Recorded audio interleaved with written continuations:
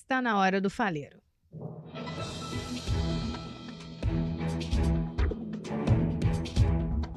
Entrevista do dia.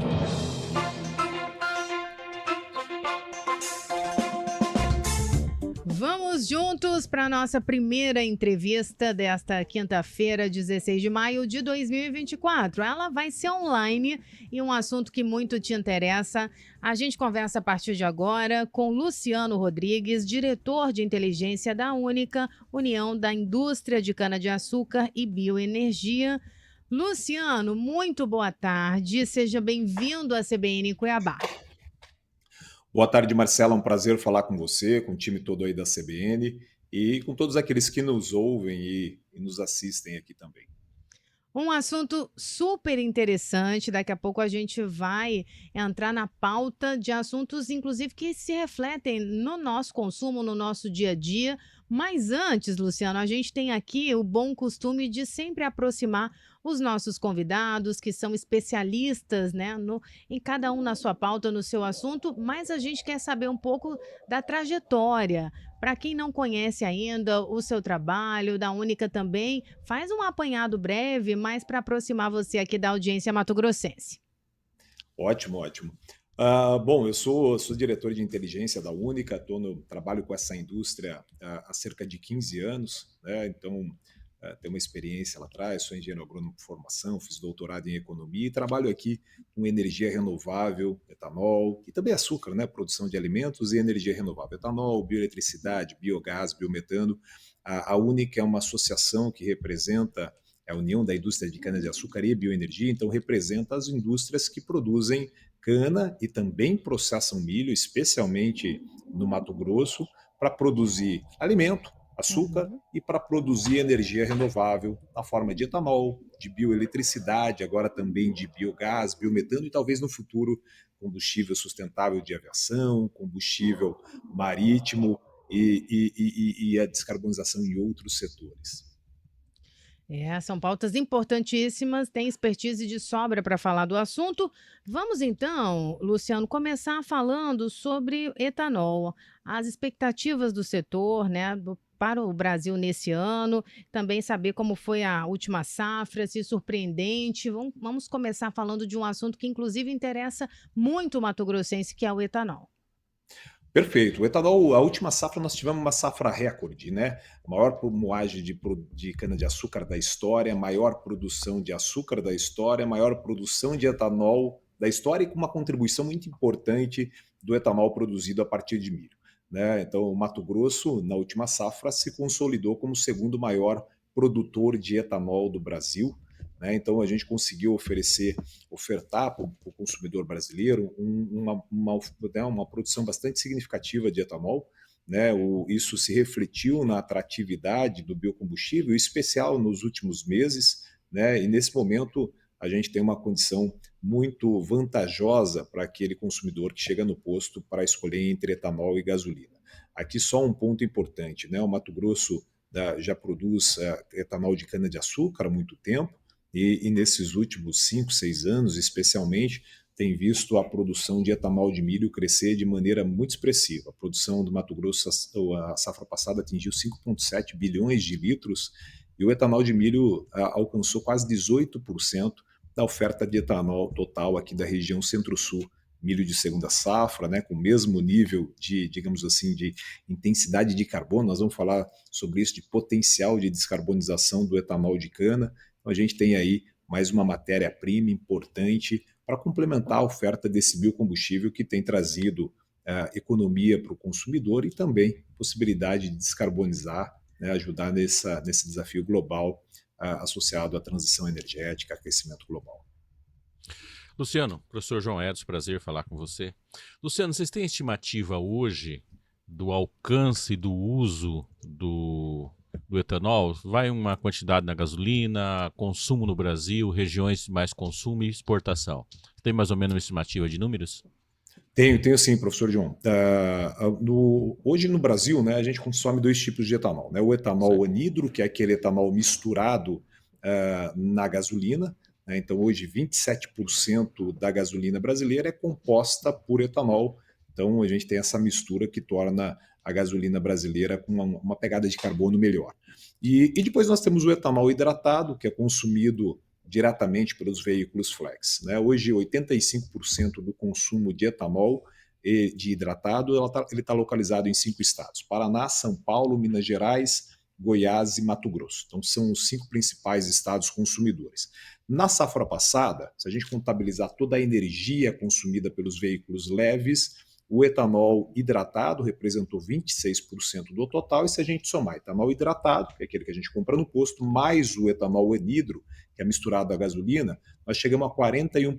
Então, toda a energia que se utilizou para deslocamento pelo veículo flex no ano passado, ano de 2023, 41% veio do etanol, o que traz, digamos assim, para a gente né, faz com que o Brasil tenha a matriz de combustíveis leves mais limpa do mundo. Mato Grosso, possivelmente esses números são melhores ainda, né? Porque historicamente aqui compensa mais o álcool do que a gasolina em todos os dias do ano. Então é possível que esse percentual seja até maior, né?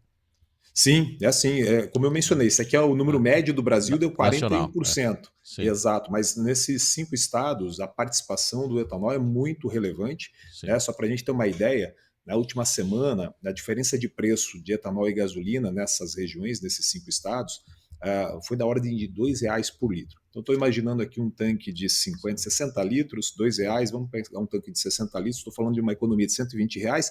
Óbvio, o etanol rende um pouquinho menos que a gasolina, 70%, 75%. Sim.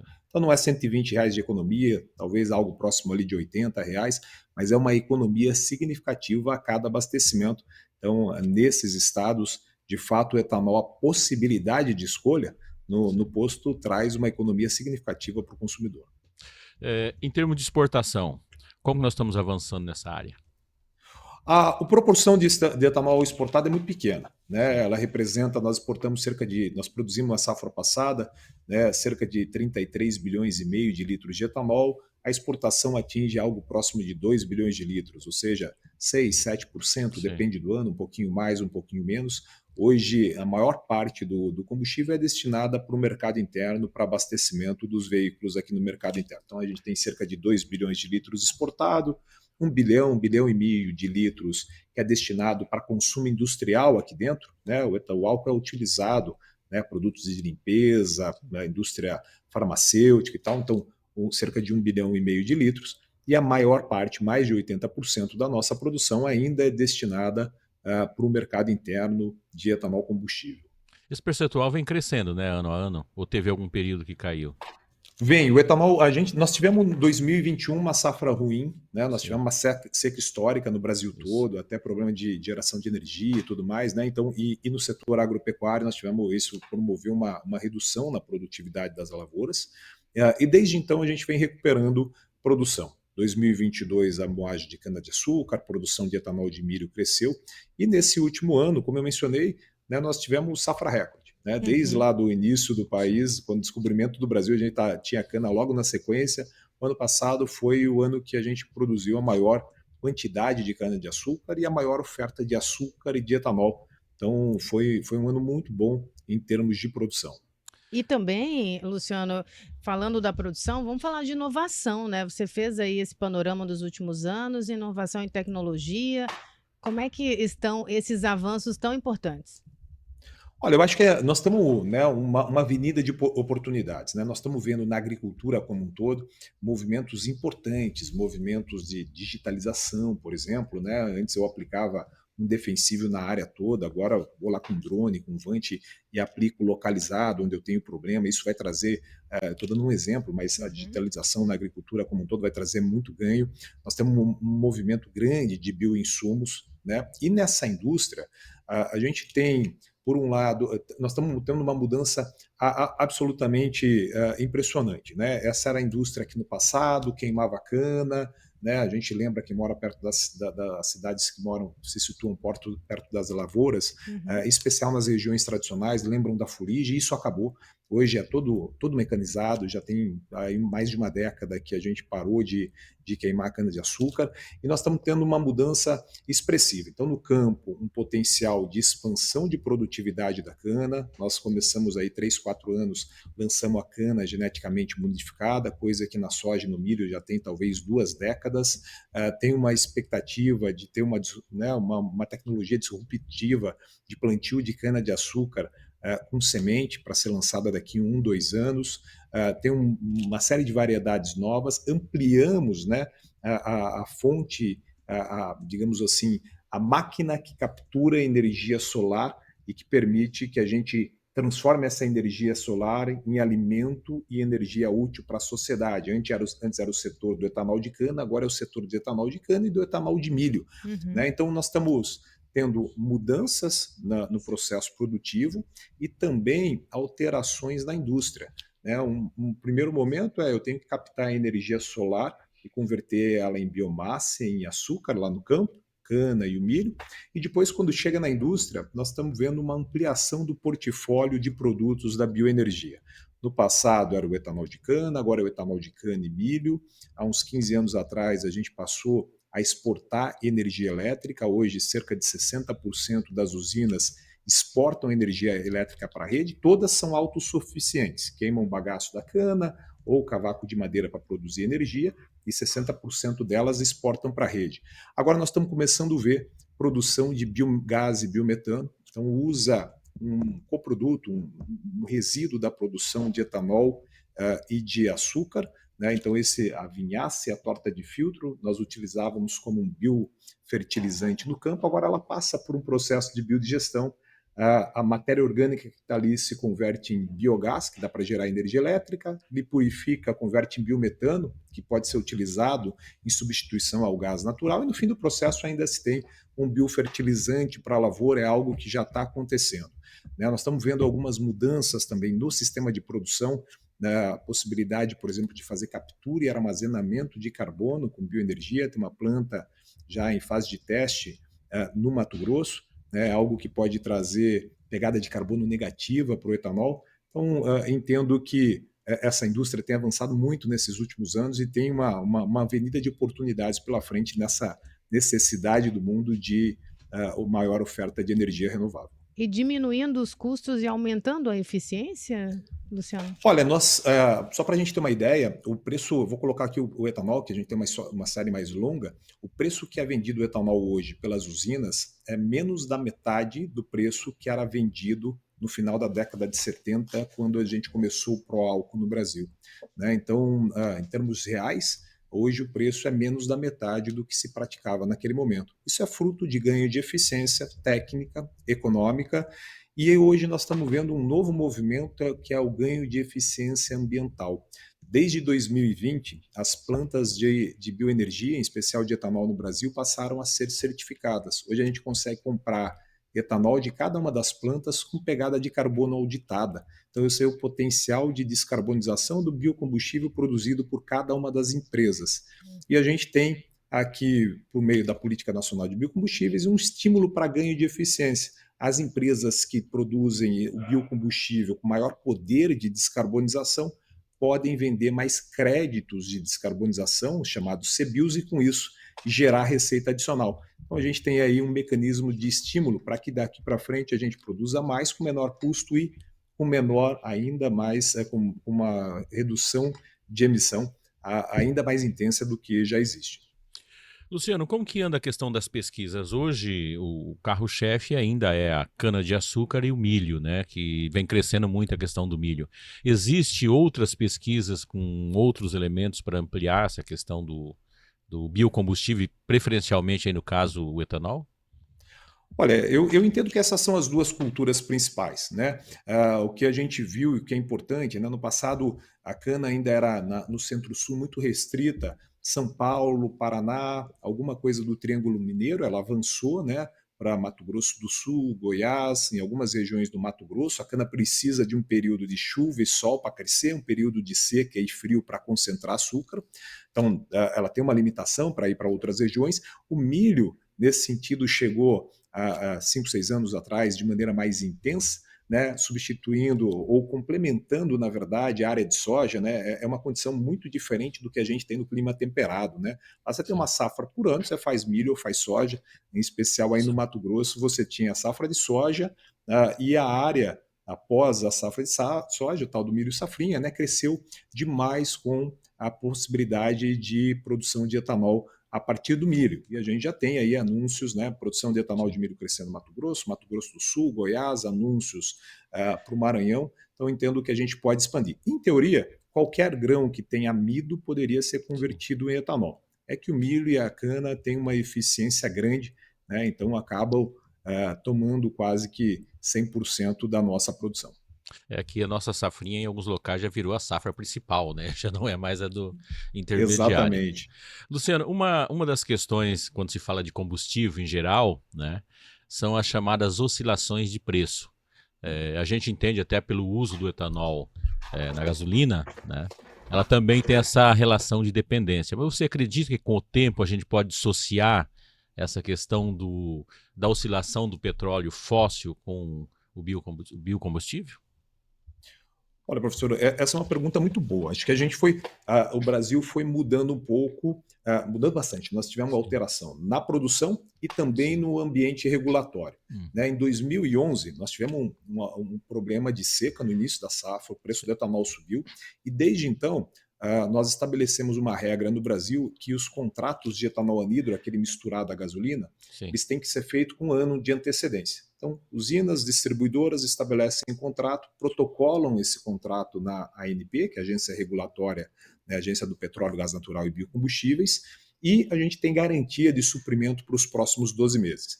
Outra regra que foi instituída é que distribuidoras e usinas elas precisam manter estoque no finalzinho do período de entre-safra, que é o período ali que pode ter algum problema se tiver atraso no início da safra. Então, isso foi muito importante desde 2011, sim. né? Ela começou a vigorar ali em 2012, nós não tivemos absolutamente nunca mais nenhum tipo de mudança na mistura de etanol na gasolina.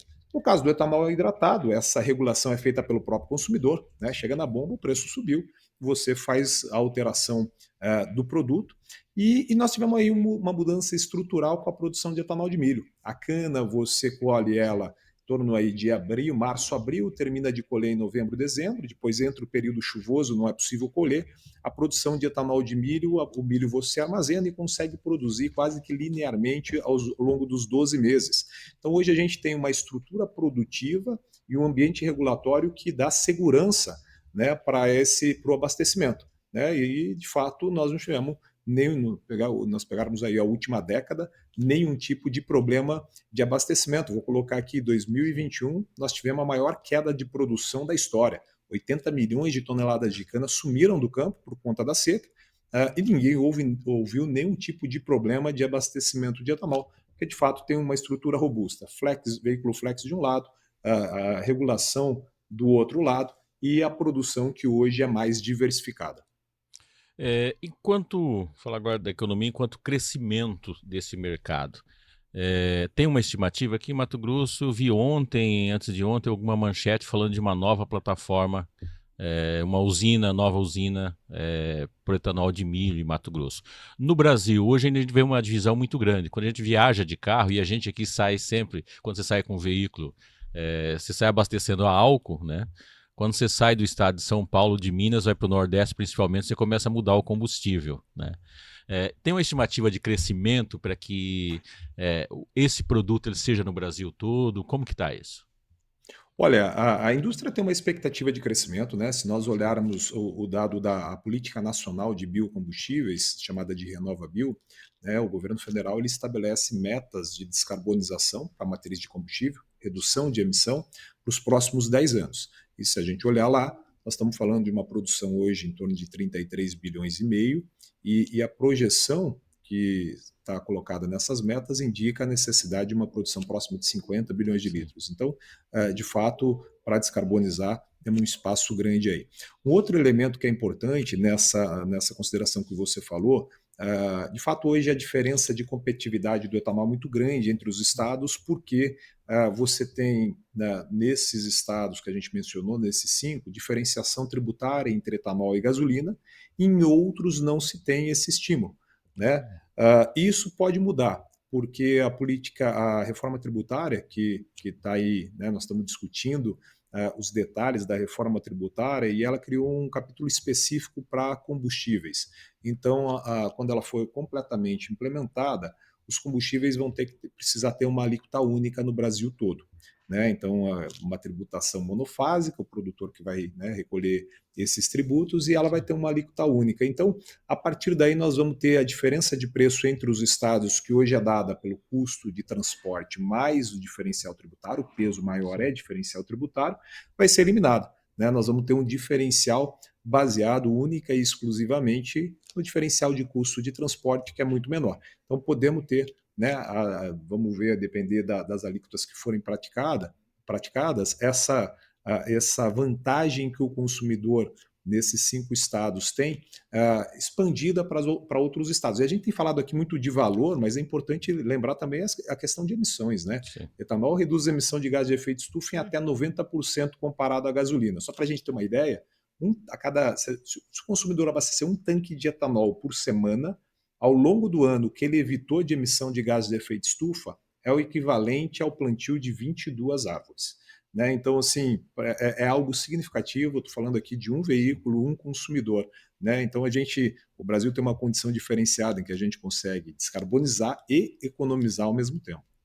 Luciano, nós temos Repórter CBN, onde vamos acompanhar as principais notícias do país a cada meia hora. Então a gente entra em rede, é bem rápido. Eu peço que você permaneça conosco e daqui a pouco a gente segue o nosso Faleiro. É uma pausa estratégica e a gente volta rápido. De volta, 15 horas 6 minutos, quinta-feira, 16 de maio de 2024. Seguimos aqui com o nosso estúdio CBN Cuiabá.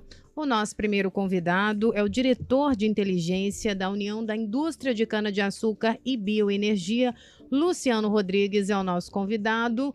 Diretor, nós caminhamos para os minutos finais, mas antes eu vou pedir para o senhor falar sobre um assunto que tenho certeza que interessa e muito aqui a nossa audiência, que é o PL do combustível do futuro, qual a importância para nós, né, para todo cidadão comum, e dizer também se já está no Senado, vai ser apreciado. O senhor consegue dar essas informações tão importantes para quem nos acompanha de forma compacta possível?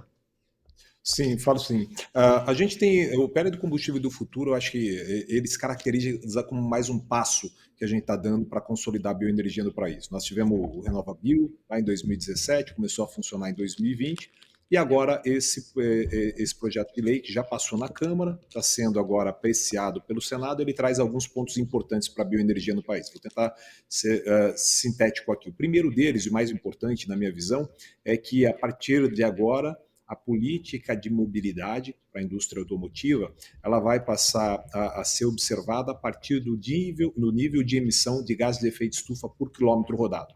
Né? Então, antes, os veículos mais eficientes tinham mais incentivos, a partir de agora nós vamos olhar veículo e combustível, essa combinação que entregue menor emissão por quilômetro rodado. Isso é fundamental para reconhecer combustível limpo que a gente tem aqui. Segundo elemento, ele faz um ajuste no nível de mistura de etanol anidro na gasolina, permite essas mudanças, biodiesel no diesel, traz um arcabouço legal para captura e armazenamento de carbono com bioenergia. Então, hoje, quando a gente fermenta etanol, sai CO2 ali, é o CO2 que a planta absorveu no processo de fotossíntese. A hora que a gente vai devolver ele para a atmosfera, né, tem uma possibilidade de colocar ele embaixo da terra, enterrar, e aí você tem bioenergia, etanol com intensidade de carbono negativa, né? Um produto que, ao invés de reduzir a emissão, né, ele captura carbono. Esse é um outro elemento que está lá. E ele traz 2 projetos de descarbonização. Descarbonização do setor aéreo com bioenergia, produção de combustível sustentável de aviação, e descarbonização do setor de gás natural com a ampliação do uso de biometano, produzido a partir de, né, coprodutos ou subprodutos da indústria sucroenergética, mas também a partir de aterro, né, a partir de dejetos da indústria de produção animal, enfim, várias possibilidades aí. Então, esses são os principais elementos. A gente consolida a bioenergia na mobilidade, né, e também traz, né, essa contribuição da bioenergia para a descarbonização de outras áreas da economia nacional. Diretor, o tempo ele joga contra quando o Faleiro é bom, mas eu tenho certeza que é a primeira de muitas entrevistas. fala muito bem, explica, e essa aproximação, levar essas informações aqui para a audiência mato-grossense é de grande valia. Eu vou deixar agora o microfone à disposição para as considerações finais. Se faltou algo, diretor, que considera importante destacar, fica à vontade, já ficam abertas as portas, microfone à disposição para que o senhor participe mais vezes conosco. Marcela, eu que agradeço pela oportunidade, pelo espaço que você, todo o time aí da CBN nos deu, o professor João, a Juliana. Enfim, foi um prazer participar aqui com vocês e trazer um pouco de informação sobre esse setor importante do agronegócio, da economia nacional, uma indústria que foi para além da fronteira do agronegócio como fornecedor de alimento. Entramos no mundo da energia. O Brasil tem uma contribuição importante nessa contribuição nessa movimento de transição energética, e essa indústria, a indústria de bioenergia, certamente vai ser uma das soluções, não a única. Nós vamos precisar de muita coisa aí para poder fazer frente às mudanças.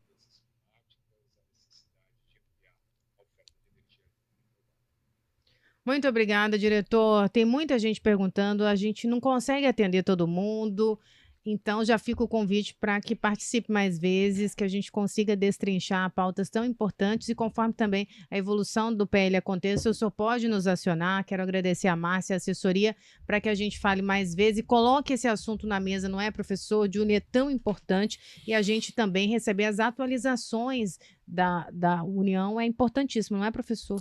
Verdade, principalmente nesse momento que a gente está discutindo tanta questão ambiental, uma série de poluentes e desmatamento, uma série de coisas. É muito importante falar isso, até porque o nosso espaço agricultável aqui em Mato Grosso ele é muito pequeno diante da imensidão de áreas preservadas, né? E a gente tem que colocar nisso, da preservação, a emissão de gases, à medida que a gente aumenta na questão do etanol, o quanto que a gente diminui a emissão de gases na natureza.